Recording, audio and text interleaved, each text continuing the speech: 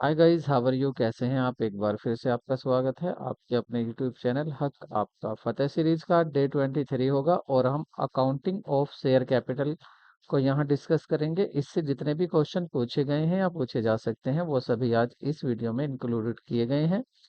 Video को start करने से पहले आई रिक्वेस्ट यू, यदि आप फर्स्ट टाइम चैनल पर आए हैं तो चैनल को सब्सक्राइब करना और वीडियो को लाइक करना बिल्कुल ना भूलें, बिकॉज सब्सक्राइब से ही हम सपोर्ट होते हैं, यही हमारे लिए आपकी सपोर्ट है। तो फॉर द सपोर्ट से प्लीज सब्सक्राइब आवर चैनल। तो शुरू करते हैं आज की वीडियो का first question. So first question है, company is created by. Company किसके द्वारा बनाई जाती है?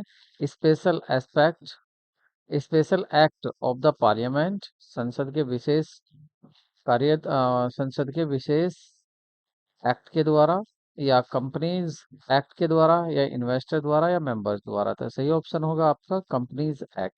कंपनी का निर्माण होता है कंपनीज एक्ट, जो कि अब चल रहा है कंपनीज एक्ट 2013। नेक्स्ट क्वेश्चन देखते हैं। Equity share can not be issued for the purpose of. जो इक्विटी शेयर होते हैं उनको किस पर्पज के लिए इशू नहीं किया जा सकता है? कैश रिसीट के लिए, परचेज रिसीट के लिए, परचेज ऑफ एसेट। अगर आप कैश रिसीट मतलब आप इशू कर रहे हैं, शेयर इशू कर रहे हैं, किसके बदले में? आप कर रहे हैं कैश के लिए, मतलब आपको बदले में क्या मिलेगा? बदले में आपको मिलेगा कैश। तो वो किए जा सकते हैं। या परचेज ऑफ एसेट, किसी आप वेंडर को दे रहे हैं। वेंडर कौन होता है? वेंडर वह व्यक्ति होता है जिससे आप वेंडर वह व्यक्ति या फर्म होती है जिससे आप जिसके बिजनेस या एसेट खरीदते हैं। अगर आप एसेट खरीद रहे हैं तो उसको आप शेयर इशू कर सकते हैं, बिल्कुल कर सकते हैं। रिडेप्शन ऑफ डिवेंचर, और अगर आप डिवेंचर का रिडेप्शन करना चाहें, क्या वो भी कर सकते हैं? बिल्कुल कर सकते हैं। डिवेंचर होल्डर हैं उनको आप शेयर भी इशू कर सकते हैं। और कह रहे हैं डिस्ट्रीब्यूशन ऑफ डिविडेंड। डिस्ट्रीब्यूशन, अगर डिविडेंड आपके पास नहीं है, ठीक है, शेयर होल्डर को क्या दिया जाता है? शेयर होल्डर को दिया जाता है डिविडेंड, मतलब प्रॉफिट में से हिस्सा। तो अगर आपके पास डिविडेंड नहीं है तो आप उनको और शेयर इशू नहीं कर सकते, वो भी कौन से? Equity share. तो डी आपका करेक्ट आप आंसर होगा। यहाँ पर पूछा गया था शेयर किसके लिए इशू नहीं किए जा सकते? डिस्ट्रीब्यूशन ऑफ डिविडेंड के लिए। नेक्स्ट क्वेश्चन देखते हैं। Which shareholder have a right to receive the arrears of the dividend for future profit? कौन सा जो शेयर धारक होता है, कौन सा शेयर होल्डर होता है जिसको कह रहे हैं, जिसको receive the arrear of the dividend for the future profit, के फ्यूचर प्रॉफिट में उसको एरियर भी मिलेगा। ठीक है, तो वो कौन सा होता है आपका? Redemption of preference share, redeemable preference share होते हैं, पार्टिसिपेटिंग प्रीफरेंस शेयर होते हैं, कमुलेटिव प्रीफरेंस शेयर होते हैं, या नॉन कमुलेटिव प्रीफरेंस शेयर होते हैं। ये होते हैं आपके कमुलेटिव प्रीफरेंस शेयर। कहने का मतलब ये क्वेश्चन का ये था, मान लेते हैं इस साल जो कंपनी थी उसको ज़्यादा प्रॉफिट नहीं हुआ है, इसलिए क्या हुआ? डिविडेंड भी ये नहीं दे रही है। ठीक है, तो इस साल का डिविडेंड नेक्स्ट ईयर जब प्रॉफिट होगा तो नेक्स्ट ईयर का डिविडेंड मिलेगा, और कह रहे हैं कि पिछली साल का भी डिविडेंड मिल जाएगा। तो ऐसे कौन से शेयर होल्डर्स होते हैं जिनको पिछली साल वाला भी डिविडेंड एरियर जो नहीं मिला था और आने वाली साल का भी डिविडेंड दोनों मिल जाएंगे? तो वो होते हैं कमुलेटिव प्रीफरेंस शेयर। एक होते हैं नॉन कमुलेटिव, यदि इस साल डिविडेंड नहीं मिला तो आगे जो साल आएगी उसमें आने वाले वर्ष के लिए तो मिलेगा डिविडेंड, लेकिन इस ईयर का नहीं मिलेगा। ये होते हैं नॉन कम्युलेटिव। ठीक है, संचयी। तो सही ऑप्शन आपका सी हो गया। नेक्स्ट क्वेश्चन देखते हैं। The portion of the capital which can be called up only the winding up of the company. देखिए कंपनी क्या करती है, मान लेते हैं 100 रुपए का शेयर है और कंपनी इसको इंस्टॉलमेंट में ले रही है। जैसे एप्लीकेशन पर कंपनी ले रही है 30 रुपीज, और अलॉटमेंट पर ले रही है 40 रुपीज, और फर्स्ट कॉल पर ले रही है आपके 10 रुपीज, और बाकी के जो बचे उनको सेकंड एंड फाइनल कॉल पर ले रही है। तो कितने बचे आपके? 70, 80 और 20 बचे। तो कह रहे हैं कि इसमें से कंपनी क्या करती है, कुछ अमाउंट नहीं मांगती है। जैसे मान लेते 20 रुपए कंपनी ने नहीं मांगे, कंपनी ने सोचा कि इसको मैं रखती हूँ किसके लिए? इसको रखा जाता है पोर्शन, एक ऐसा पोर्शन रखा जाता है, इसका थोड़ा सा पोर्शन रख लिया कि अगर कंपनी को जब हम बंद करेंगे, वाइंड अप करेंगे, तभी इसको मांगेंगे। तो उसको क्या बोलते हैं? वो जो पोर्शन रखा था, ये जो पैसा रखा हुआ है, ऑथोराइज कैपिटल बोलते हैं? नहीं, ऑथोराइज केवल कैपिटल तो नॉमिनल कैपिटल होती है, नॉमिनल कैपिटल, या आपकी रजिस्टर्ड कैपिटल। इसके कितने नाम है? 3 है, नॉमिनल, रजिस्टर्ड और ऑथोराइज। ये ऐसी कैपिटल होती है जिसके बाहर कंपनी इससे ज्यादा शेयर इशू नहीं कर सकती है। कॉल्ड अप कैपिटल जो मांग लिया गया है, अनकॉल्ड जो नहीं मांगा गया है, रिजर्व कैपिटल। तो सही आंसर होगा आपका रिजर्व कैपिटल। ठीक है, ये होता है रिजर्व कैपिटल। ये ऐसी कैपिटल होती है जिसको कंपनी रिजर्व करके रखती है, रिजर्व कैपिटल। कैपिटल रिजर्व मत कह देना, कैपिटल रिजर्व रिजर्व का टाइप होता है, लेकिन ये कैपिटल का टाइप है। ठीक है, तो ये आपको याद रखना है, बस कंफ्यूज नहीं होना। एक होता है आपका रिजर्व कैपिटल, एक होता है कैपिटल रिजर्व, ये याद रखना। तो यहाँ पर क्या है, रिजर्व कैपिटल, जो कैपिटल रिजर्व करके रखी गई है। नेक्स्ट क्वेश्चन देखते हैं। According to SEBI guideline, minimum subscription has be fixed at of the issued amount. देखिए, मिनिमम सब्सक्रिप्शन क्या कहा गया है, वो भी किसके द्वारा, सेबी के द्वारा क्या कहा गया है। ठीक है, तो यहाँ पर जो मिनिमम सब्सक्राइबर है वो आपका कितना है, कहते हैं कि जैसे आपने शेयर इशू किए, मान लिए आपने 1 लाख रुपए के शेयर 10 लाख रुपए के शेयर इशू किए हैं। ठीक है, 10 लाख रुपए के आपने शेयर इशू किए हैं। अब 10 लाख का आपको कम से कम 90% एप्लीकेशन आ जानी चाहिए। ठीक है, अब 90% एप्लीकेशन यहाँ पर आ जानी चाहिए, तो 90% का क्या मतलब होगा, 90% का मतलब होगा कि यहाँ पर आपकी 9 लाख, 9 लाख जो है आपकी कैपिटल आपके पास आ जानी चाहिए। ठीक है, 9 लाख। ठीक, तो 9 लाख कैपिटल आ जानी चाहिए, मतलब जितनी भी आपकी इशूड कैपिटल है उसका आपके पास कितना आ जाना चाहिए, 90%। अगर इससे कम आया था तो शेयर आप अलॉट नहीं कर सकते। तो सही ऑप्शन होगा आपका डी। नेक्स्ट क्वेश्चन देखते हैं। As per the Section 52, the Companies Act 2013, security premium can not be utilise. जो सिक्योरिटी प्रीमियम होता है, ठीक है, सिक्योरिटी प्रीमियम क्या होता है, जैसे 100 रुपए का आपका शेयर है और कंपनी इसको इशू कर रही है 110 रुपए में, तो ये जो फालतू 10 रुपए हैं, ये होता है आपका सिक्योरिटी प्रीमियम, और कंपनी के लिए क्या होता है, प्रॉफिट होता है। ठीक है, कंपनी इसको कौन सा प्रॉफिट मानती है, कैपिटल प्रॉफिट मानती है। तो कह रहे हैं इसका कहाँ यूज नहीं किया जा सकता है। ठीक है, पूछा ये गया है कि यूज कहाँ नहीं हो सकता है। ठीक है, writing of the capital losses, जो कैपिटल लॉसेज है क्या वही नहीं वहाँ किया जा सकता है, नहीं वहाँ नहीं किया जा सकता। Issue off fully paid up bonus share issue किए जा सकते हैं, वो भी कौन से, फुल्ली पेड अप। ठीक है, क्वेश्चन एक बार ये भी पूछा गया था कि पार्सली, जो पार्टली आपके थे, पार्टली पेड अप बोनस भी दिया हुआ था, तो वहां वो सही नहीं था, पार्टली नहीं होता, फुल्ली पेड अप ही होता है। राइटिंग ऑफ द डिस्काउंट और इशू ऑफ सिक्योरिटी, अगर आपका डिस्काउंट पर आपने इशू किए हैं या आपका सिक्योरिटी इशू करने में जो भी आपका लॉस हुआ है उसको रिटर्न ऑफ कर सकते हैं, वो भी कर सकते हैं। बोनस शेयर भी इशू कर सकते हैं, ये भी कर सकते हैं। Writing of the preliminary expenses, जो शुरुआती खर्चे हैं उनको भी राइटिंग ऑफ कर सकते हैं। लेकिन क्या नहीं कर सकते, सबसे बड़ी बात है, आप क्या नहीं कर सकते, आप जो है इसमें writing of the low capital losses नहीं कर सकते। जो कैपिटल लॉसेस है राइटिंग ऑफ उनको नहीं किया जा सकता। ठीक है, तो ऑप्शन ए आपका सही होगा, क्योंकि इसने पूछा क्या नहीं, कहाँ यूज नहीं कर सकते। नेक्स्ट क्वेश्चन देखते हैं। अमाउंट कॉल इन एडवांस, अगर कॉल इन एडवांस आ जाती है तो उसके बारे में क्या कहा गया है। देखिए, कॉल इन एडवांस क्या है, पहले ये समझिए। आपने जो है माने हैं कि आपका 100 का शेयर था और आपने इसको इंस्टॉलमेंट में पैसे मांगे गए हैं, कैसे, 40 एप्लीकेशन पर मांगे हैं कंपनी ने, और 30 मांगे हैं आपके अलॉटमेंट पर, और आपके 20 मांगे गए हैं फर्स्ट कॉल पर, और बाकी आपके सेकंड एंड फाइनल कॉल पर मांगे गए हैं। तो कितने मांगे हैं, 70 20 90 10 रुपए आपके सेकंड कॉल पर मांगे गए हैं। तो यहाँ पर कह रहे हैं कि अगर आपने मांगी क्या है, अभी आपने अलॉटमेंट कर दिया, फर्स्ट कॉल भी मांग रही, लेकिन किसी ने फर्स्ट कॉल के साथ सेकंड कॉल भी दे दी, तो ये होती है कॉल इन एडवांस। तो इसके बारे में कह रहे हैं added to the share capital, इसको शेयर कैपिटल में ऐड कर देते हैं। Deducted from the share capital से इसको माइनस कर देते हैं,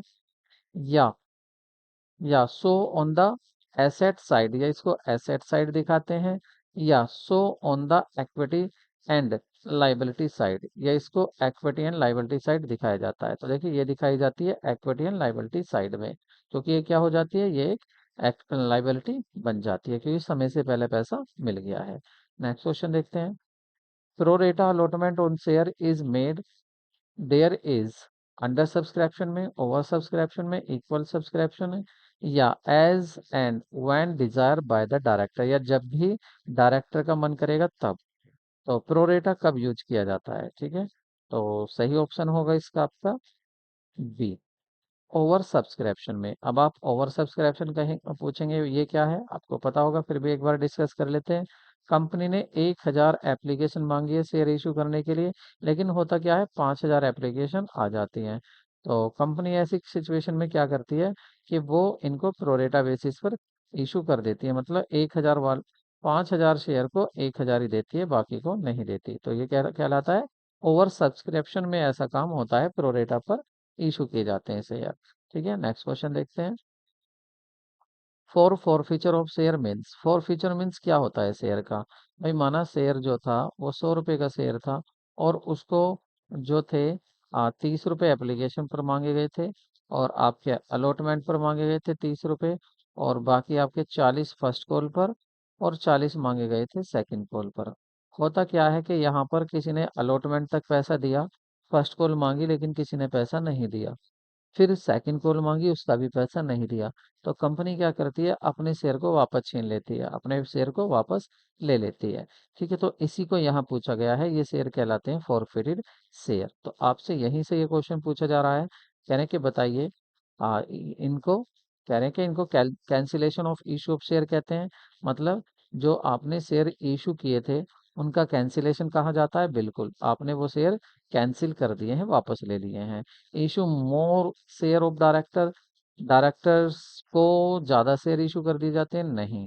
इशू एट डिस्काउंट होता है या कॉल एरियर्स, नहीं। सब क्या कहते हैं उसको, four feature of share means क्या होता है कि शेयर को कैंसिल कर देना जो आपने शेयर इशू किए थे।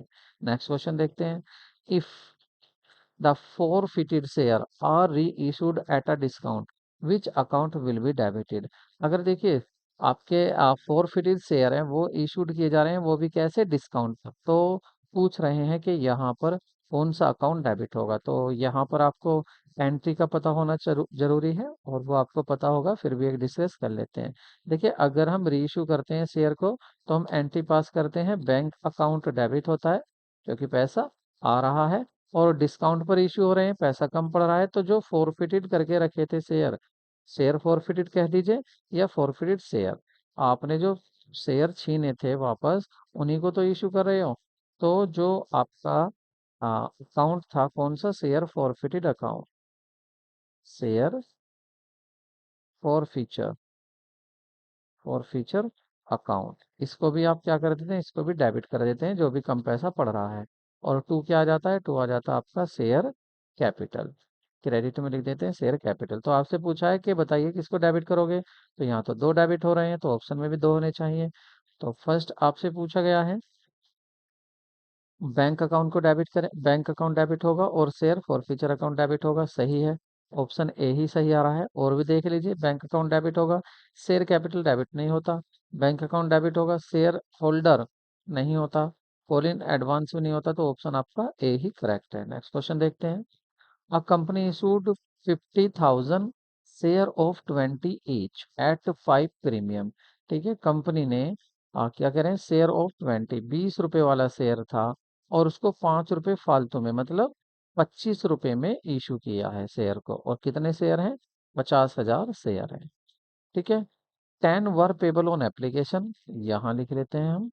एप्लीकेशन पर कितने मांगे हैं, एप्लीकेशन पर मांगे गए हैं आपके 10 rupees on payable on application and balance on allotment, और बाकी जो पैसा है 90 रुपये, वो कहाँ मांगे गए हैं, अलॉटमेंट पर 90 रुपये मांगे गए हैं। ठीक है, तो पूछ क्या रहे हैं, कह रहे हैं vote will be the amount of the allotment, तो अलॉटमेंट का अमाउंट क्या होगा।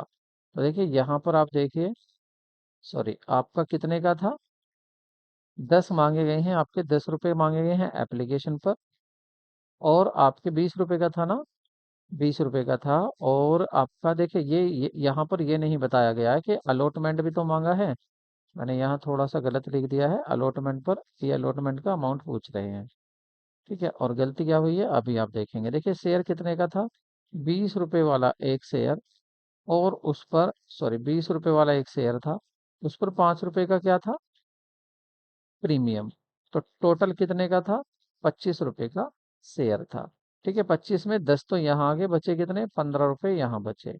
और दूसरा बात आप ये भी याद रखना है कि अगर जो आपका सिक्योरिटी प्रीमियम होता है, उस सिक्योरिटी प्रीमियम का ये पता नहीं होता कि कंपनी कहाँ पर मांग रही है। एप्लीकेशन पर मांगा जा रहा है, फर्स्ट कॉल पर, सेकंड कॉल पर, या अलॉटमेंट पर। तो हम हमेशा मांगते हैं कि वो अलॉटमेंट पर ही मांगा जाता है। ठीक है, तो कंपनी जब भी, या तो क्वेश्चन में बताया जाएगा कि सिक्योरिटी प्रीमियम कंपनी अलॉटमेंट पर ले रही है या फर्स्ट कॉल, मतलब कहीं भी ले सकती है, एप्लीकेशन पर भी ले सकती है अगर क्वेश्चन में मेंशन है तो। और अगर क्वेश्चन में मेंशन नहीं है, क्वेश्चन नहीं बता रहा कि प्रीमियम कहाँ लिया जा रहा है, तो प्रीमियम हमेशा आप अलॉटमेंट पर मानते हैं।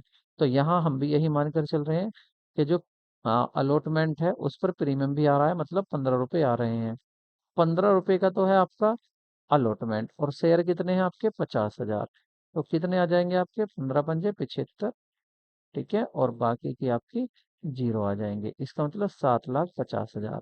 तो ये आएगा आपका 7,50,000। ठीक है, ये आ जाएगा आपका 15 रुपये, पूरा 25 हो जाएगा, और 50,000 शेयर पर, तो 7,50,000 ऑप्शन आपका यहाँ पर। अच्छा, दूसरी बात, ये इंक्लूडिंग प्रीमियम है। अगर बिना प्रीमियम के देखेंगे, अलॉट वाइज सिक्योरिटी प्रीमियम कितना हो गया, सिक्योरिटी प्रीमियम था आपका 5 रुपए का, तो 50,000 शेयर पर कितना हो जाएगा, 5 से, ये हो जाएगा आपका 25। ठीक है, ये कितना हो जाएगा, 5 बजे 25, 2.5 लाख। तो 2.5 लाख तो हो जाएगा आपका यहाँ, और 50,000 क्या है, ये है अलॉटमेंट का पैसा। ठीक है, 50,000, 50,000, 5 लाख, सॉरी। कैसे आया, देखिए, 50,000 आपके शेयर हैं, और एक शेयर पर 10 रुपए लिए जा रहे हैं, तो एक जीरो और बढ़ जाएगी, तो 5 लाख हो जाएगा। ठीक है, तो 5 लाख, ऑप्शन में थोड़ी सी मिस्टेक है, मैं इसको करेक्ट कर देता हूँ। देखिए आप, ऑप्शन क्या होगा, तो करेक्ट ऑप्शन होगा आपका 7,50,000। ठीक है, ये प्रीमियम के सहित है। अगर कहता खाली अलॉटमेंट में कितना आ रहा है और एक्सक्लूडिंग प्रीमियम, तो वो आ जाता आपका 5 लाख। ठीक है, नेक्स्ट क्वेश्चन देखते हैं। नेक्स्ट क्वेश्चन है आपका, a limited company, a limited company were payable on issue of share by a company rupees by as following. Limited company, एक कंपनी द्वारा शेयर जारी करने पर दे थे। ठीक है, एक कंपनी ने, एक लिमिटेड कंपनी ने किसी कंपनी के द्वारा शेयर इशू किए हैं, और वो भी कैसे, 3 रुपए तो मांगे हैं एप्लीकेशन पर, 3 रुपए मांगे हैं अलॉटमेंट पर, 2 रुपए मांगे हैं फर्स्ट कॉल पर, और 2 रुपए मांगे हैं फाइनल कॉल पर। इस तरह से कंपनी ने 3, 6, 2, 8, 2, 10 रुपए मांगे, क्योंकि शेयर 10 रुपए का था। आगे कह रहे हैं कि एक्स होल्डिंग 500 शेयर, एक्स के पास 500 शेयर थे, पेड ओनली एप्लीकेशन और अलॉटमेंट। तो इसने 500 शेयर पर क्या नहीं दिया है, और क्या दे दिया, तो इसने एप्लीकेशन दी है। ठीक है, इसने क्या किया है, एप्लीकेशन राइट दे दी है, अलॉटमेंट दे दिया है, और फर्स्ट कॉल आपकी नहीं दी हुई है, और इसने सेकंड कॉल भी नहीं दी है 500 शेयर पर। ठीक है, आगे कह रहे हैं वाई होल्डिंग 400 शेयर, वाई के पास कितने शेयर थे, 400 शेयर थे, did not paid final call, इसने फाइनल कॉल नहीं पेड की।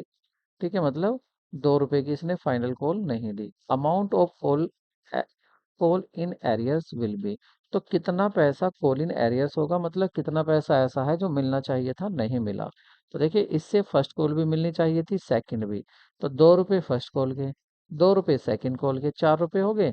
4 की आप यहाँ मल्टीप्लाई करेंगे तो कितना आ जाएगा आपका, 2,000। ठीक है, 2,000 रुपये इससे मिलने थे लेकिन नहीं मिले। यहाँ पर इससे केवल 2 रुपए आने थे, और 400 शेयर हैं, इससे नहीं मिले, तो 800 ये हो गए। तो टोटल जो पैसा नहीं मिला वो है आपका 2,800, और इसी को क्या बोलेंगे, इसी अमाउंट को बोलेंगे कॉल्स इन एरियर्स। ठीक है, ये क्या है, आपकी कॉल इन एरियर्स है।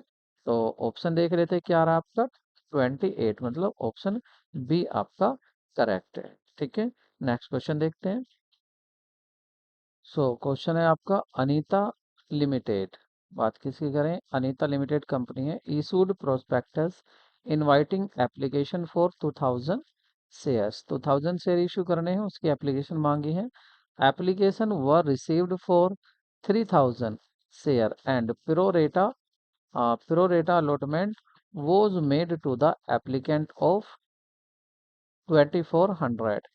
ठीक है, share, if Daya has allotment 40 share, Daya के पास दया के पास कितने शेयर है अलॉटेड किए हुए हैं? 40 शेयर। ठीक है, ये है अलॉटेड। मांगे कितने थे, हो सकते हैं उसके पास वो ज्यादा हों। तो अलॉटेड है दया के पास 40 share. How many share she must have applied for, कितने के लिए इसने अप्लाइड किया? पहली बात आप यहाँ समझिए कि देखिए एक तरफ तो हम लिख लेते हैं यहाँ पर अप्लाइड, कितनी एप्लीकेशन आई,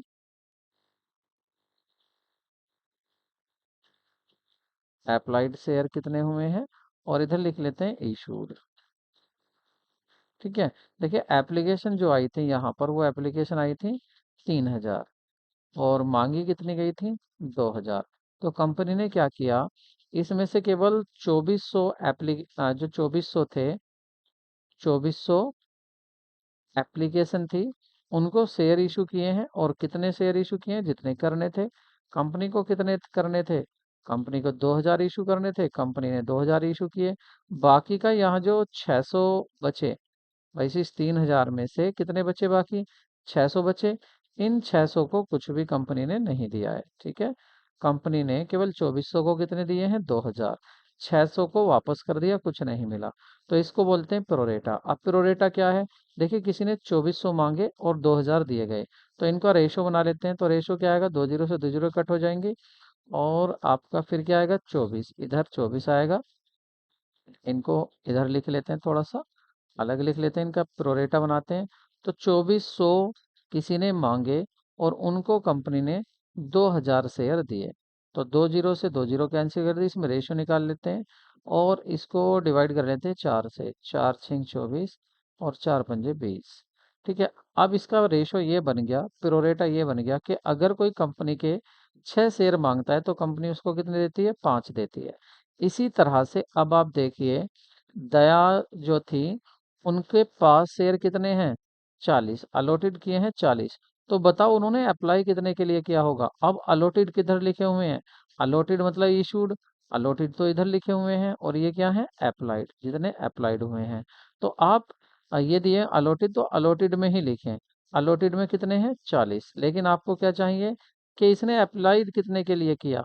तो इधर का निकालना है 2400 के नीचे का, तो आप 40 लिखेंगे, और 40 में मल्टीप्लाई तो करेंगे 6 की, और डिवाइड करेंगे 5 से। तो 5 से डिवाइड करेंगे, 5 अठे 40 और 8 छिंग 48।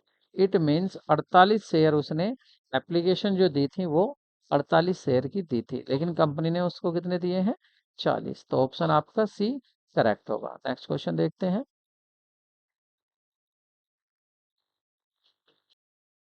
ये क्वेश्चन बहुत अच्छा है। देखिए कह रहे हैं इफ शेयर ऑफ 4 लाख रुपए के शेयर इशू किए गए हैं for purchase of asset of 5 lakh. Asset कितने की खरीदी है? 5 लाख की, और शेयर कितने इशू किए हैं? 4 लाख के। तो कह रहे हैं ये जो दोनों का डिफरेंस आया 1 लाख रुपए का, इसको आप ट्रीटेड एज क्या कहेंगे? इसको क्या होगा? डिस्काउंट होगा? प्रीमियम प्रॉफिट लॉस क्या होगा? तो यहाँ पर देखिए कंपनी क्या कंपनी क्या कर रही है, देखिए जब कम शेयर जा रहे हैं, ठीक है, और हिसाब उसका पूरा 5 लाख रुपए का हो रहा है, तो इसका मतलब कंपनी जो अपने शेयर इशू किए हैं वो ज्यादा में इशू किए हैं। तो कंपनी ने अपने शेयर इशू किए हैं एट प्रीमियम पर। ठीक है, तो एट प्रीमियम मतलब सिक्योरिटी प्रीमियम कह दो या प्रीमियम कह दो, तो प्रीमियम पर। अगर शेयर ज्यादा इशू होते तो इसका मतलब डिस्काउंट पर इशू किए हैं, लेकिन यहाँ शेयर कम जा रहे हैं। शेयर कितने के जा रहे हैं? कुल 4 लाख के। माल खरीदा कितने का? एसेट 5 लाख की, तो इसलिए कंपनी अपने शेयर प्रीमियम पर इशू कर रही है। तो ऑप्शन आपका बी करेक्ट होगा। नेक्स्ट क्वेश्चन देखते हैं। नेक्स्ट क्वेश्चन असर्शन रीजन वाला है। आपको असर्शन पढ़ना है ए, और देखना है क्या वो सही कहा गया है। रीजन आर पढ़ना है और देखना क्या वो सही कहा गया है। और साथ ही आपको ये भी देखना कि आर में जो बात कही गई है, क्या वो ए को सपोर्ट कर रही है, क्या उसको एक्सप्लेन कर रही है, ये दोनों बातें देखनी है। तो पहले कह रहे हैं security premium can be used for issue of partly paid up bonus share. देखो यहाँ पार्टली आ गया ना, मैंने कहा था अभी, जहां यूज की बात आई थी मैंने कहा था कि जो शेयर इशू होते हैं, सॉरी, जो सिक्योरिटी प्रीमियम होता है, क्या होता है? जो आपका सिक्योरिटी प्रीमियम होता है वो फुल्ली पेड अप हो सकता है बोनस शेयर में यूज। लेकिन यहाँ पर शेयर कैसे इशू हो रहे हैं, पार्टली। तो यहाँ गलत कह रहा है, सिक्योरिटी प्रीमियम को यूज नहीं कर सकते यहाँ। पहले तो आपका असर्शन गलत हो गया। अब चलते हैं रीजन की तरफ। The company act 2013 to 13 prescribed that security premium can be used for issued paid up or partly paid up bonus share। नहीं, ये नहीं कहता है। ठीक है, पार्टली के लिए नहीं, नहीं कहता है, दोनों बातें गलत हैं।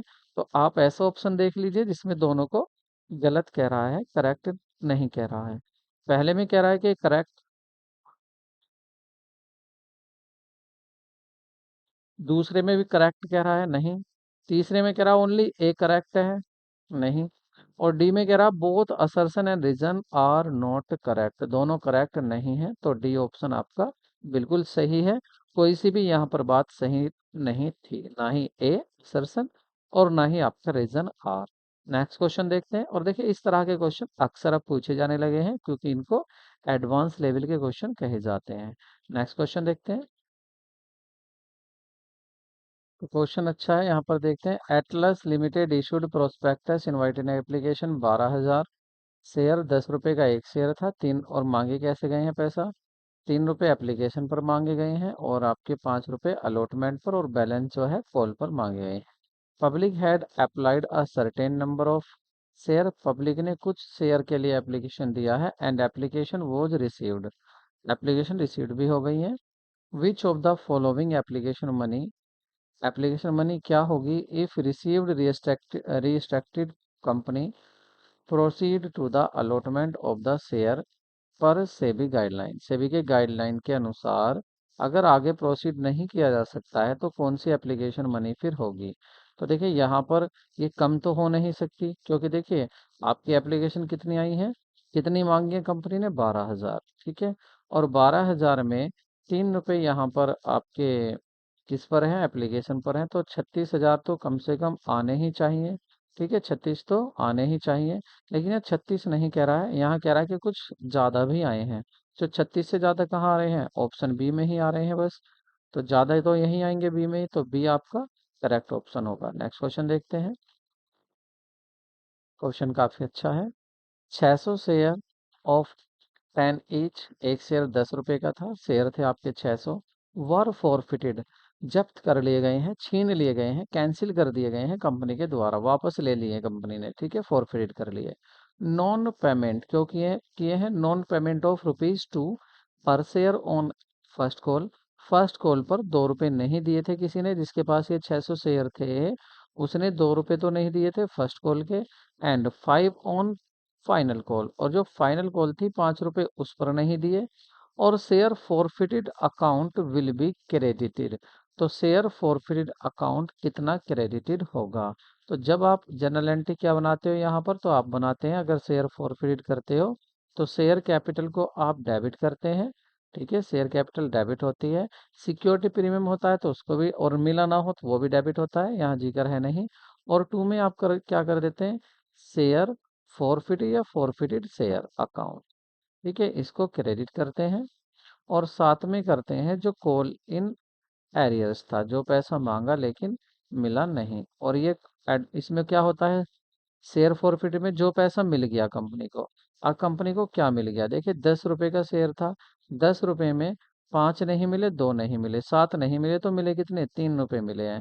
शेयर कितने हैं, शेयर हैं आपके 600, तो 600 पर कितने रुपए मिले, 6 × 18, 1800 रुपये मिले। तो यही क्या आ जाएगा, शेयर कैपिटल, इसमें शेयर फॉरफिट में 1800 रुपये आएगा। तो ऑप्शन करेक्ट क्या हो जाएगा आपका, बी, बी आपका करेक्ट ऑप्शन होगा। नेक्स्ट क्वेश्चन देखते हैं। 400 शेयर की बात हुई है यहाँ पर, 400 शेयर, 400 शेयर ऑफ रुपीज 10, एक कितने का था, 10 का था, इशूड किए गए हैं प्रीमियम पर, और प्रीमियम कितना है, 3 रुपए का, मतलब शेयर जो इशू हुआ है वो हुआ है 13 रुपए में। ठीक है, और था शेयर 10 रुपए का। ठीक है, फुल अमाउंट जो था कोल्ड अप है, पूरा पैसा मांग लिया गया है। और 8 रुपए इंक्लूडिंग प्रीमियम, प्रीमियम के साथ हैव बीन रिसीव्ड, कंपनी को 8 रुपए तो रिसीव्ड हो गए हैं, इसमें प्रीमियम भी था।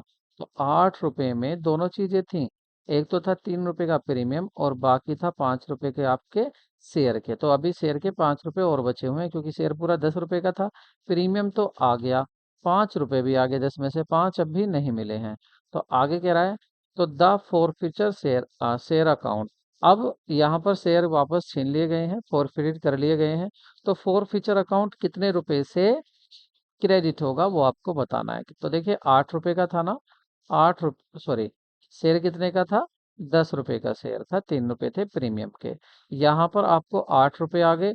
8 रुपए भी कैसे आए हैं, 8 को सही से करके लिख लेते हैं, 8 रुपए आ गए हैं।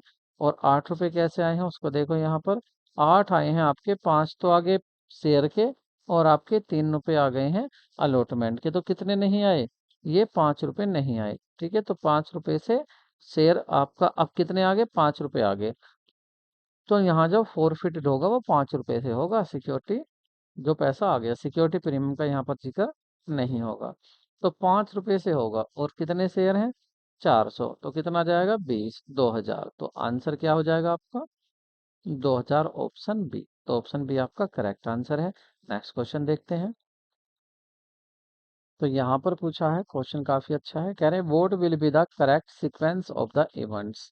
देखिए ये जो इवेंट्स होती हैं, ये जो घटनाएं होती हैं, किस क्रम में घटित होती हैं।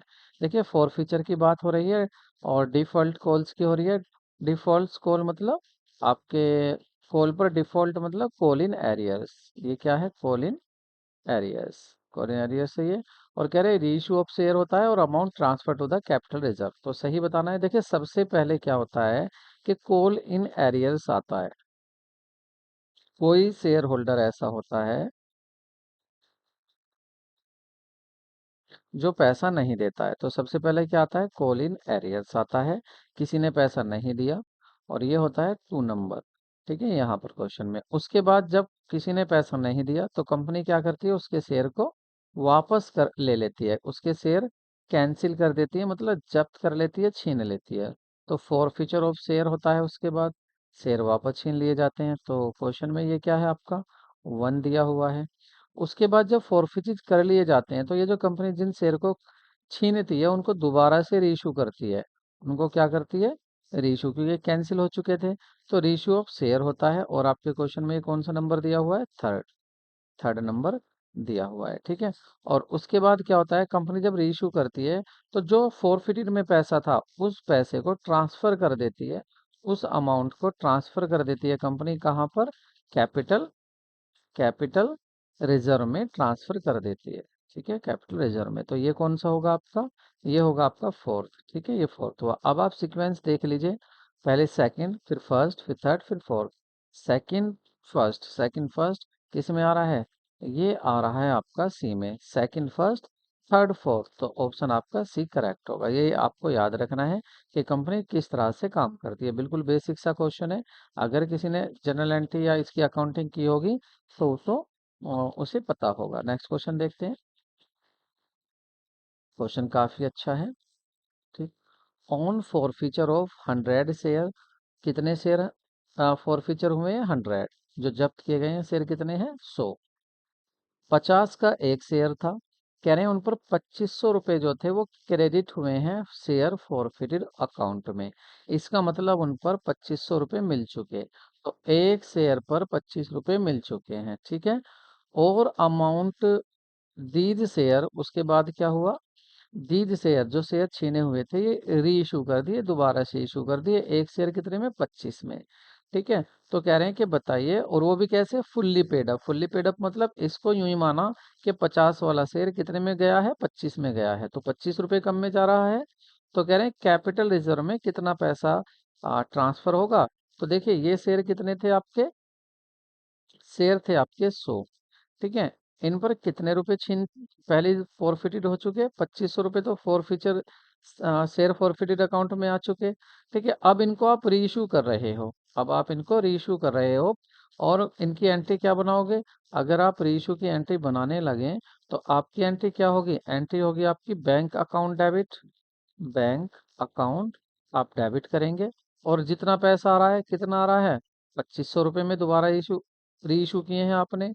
और टू में आप लिखेंगे टू शेयर कैपिटल, मतलब कितने के आपके शेयर जा रहे हैं। तो आपका शेयर एक कितना है, आपने फुल्ली पेडअप कहा है, इसका मतलब 50 का ही आप मान रहे हैं। तो आपका शेयर जो है वो है 5,000 रुपए के। अब आप देखिए शेयर तो जा रहे हैं 50,000 5,000 के, और यहाँ आपने लिखा है 2500, तो 2500 कम पड़ रहे हैं। ये कहाँ से लाओगे, ये लाओगे आप शेयर फॉरफिटेड अकाउंट से।